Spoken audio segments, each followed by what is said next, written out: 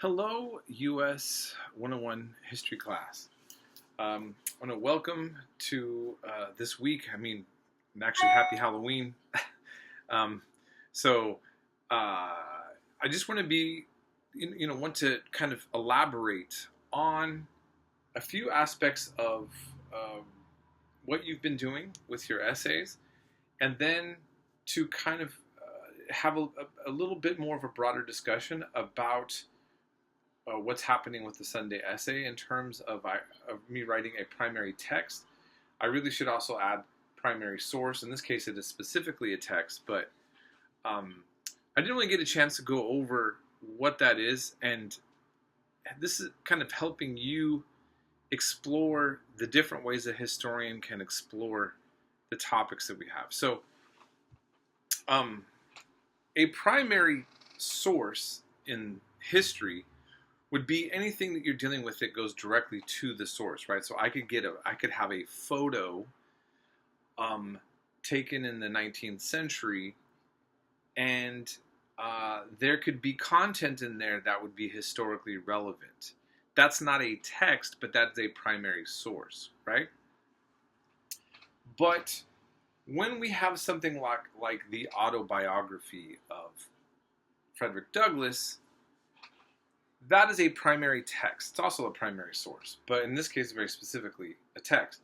So if you notice, one of the differences we have somebody like Nat Turner, who comes from being enslaved, rebels, but doesn't have any writings of his own. He's not able to represent himself. Every narrative about him is a secondary source, something that somebody on the outside said we have to work with an interpretation by somebody else. Even when the lawyer who visited Nat Turner in prison was claiming to write down the words of Nat Turner, we can't even be sure there. Was that sensationalism on behalf of the lawyer, or were these the words actually being said by Nat Turner? Now, in the case of Frederick Douglass, he actually was. There were secondary sources that would mention that he could read and write, that he gave these profound lectures. He had a different story, of course. He was able to become free without having a violent. He didn't have a violent participate in a violent slave revolt, and he was actually to get actual freedom for himself. But he also was able to talk about his own experience directly. He was a primary source in the history of enslavement in the United States and what it was like for a black man under those conditions. And in his story, he tells not just as a man, but also talks about what he sees happen to the women. But in this case, you were able to actually delve into his own words. And with Emerson, it's the same thing. So kind of keep in mind, and this is what's really important, you can hear somebody say something like, let's just say Karl Marx, because he gets brought up in discourse a lot, the founder of Marxist communism. And people say, well, this is what communists believe. Karl Marx said this or that. But you don't actually, you hear it from somebody else, but you don't actually see what he's actually writing. Sometimes you see, that person is actually describing it perfectly. The other time you say, wait, that's just a misrepresentation of the primary text itself, of the actual thinkers, or what that person said, and you're not even providing any historical alternatives to like how that went in action. So in other words, for historians, we're working with different things when it comes to helping us provide evidence. Remember the fact that history means to investigate or inquire, right? And so you're sort of playing a detective, looking to see what kind of evidence is left behind, and helps us to examine, the history better. So I mainly put in Emerson to just kind of give you an exposure to some early American thinkers, like in their own words, like, right?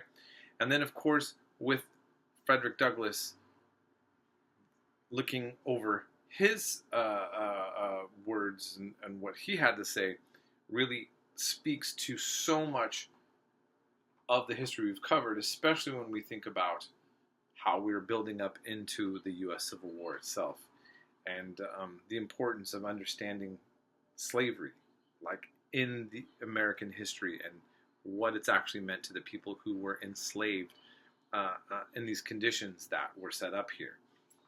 So, so I hope you see the value in that, and it's a good reminder again to even think about when you're watching the news, and they say that so and so is this and that. You know, this is secondary commentary, and sometimes you look, you know, and you'll hear people kind of criticizing somebody and say that they're this and that, and you look in their own words and you check out the interview that they're referring to, and it's like night and day, right?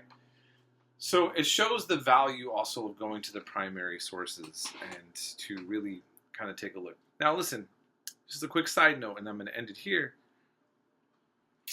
Sometimes always the primary text doesn't necessarily give you the insight in the way that you would think. And so let me give you an example in terms of religion.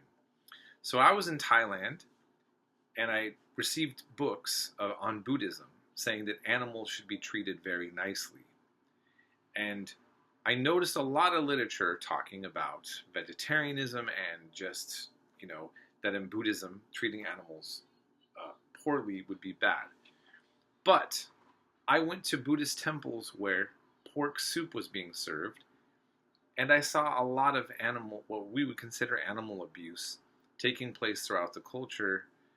I'm not going to say worse than other places, but I didn't, like, the correlation between the ideals of the society and the primary text and what was being practiced outwardly that I was seeing didn't add up in the same way. Does that make sense?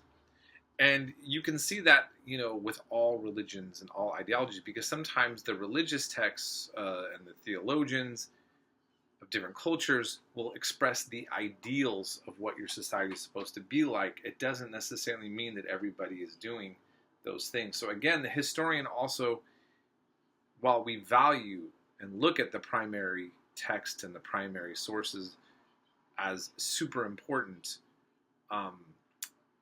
they can be misleading as well if we were really trying to like understand or gauge what is happening truly in the history of a given place and time, right? So I hope that makes sense. Excuse me. And feel free to leave some comments or you know, mention, you know, talk with me on this. Next time we actually have a Zoom meeting, I'm going to have to just do that next week. I ended up not feeling good, and a lot of things happened this week. So the next Zoom office hours, if anybody wants to go over any of these topics with me, feel free. Have a great and safe holiday, and we'll be in touch.